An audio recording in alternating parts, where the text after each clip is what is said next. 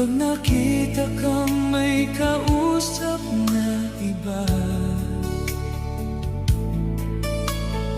bakit ako ngayon lumuluha? Pag ikaw ay may kasamang iba, alam mo ba, nasasaktan ako.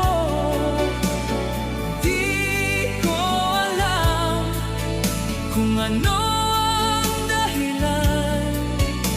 Kapag merong kausap kang iba, siguro nga kaya'y in love ako sa'yo.